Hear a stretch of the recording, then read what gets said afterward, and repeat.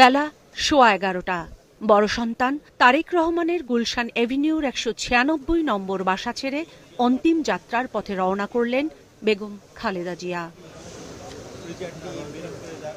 লাল সবুজ পতাকায় মোড়ানো গাড়িতে বহন করা হয় বেগম জিয়ার মরদেহ। গাড়ি বহরের সঙ্গে যোগ দেয় তার সন্তান ও পরিবারের সদস্যদের বহনকারী বাসও। পেছনে লাল সবুজ বাসে দলের শীর্ষ নেতারাও সঙ্গে থাকলেন প্রিয় নেত্রীর। গুলশান এভিনিউ থেকে মানিক মিয়া এভিনিউ পর্যন্ত রাস্তার দুধারে ঠায় দাঁড়িয়ে শ্রদ্ধা জানায় আপামর জনতা। বেগম জিয়ার লাশবাহী গাড়ি ও বাসটিও মানিক মিয়া এভিনিউতে পৌঁছায় 12টা বাজার কিছুক্ষণ আগে।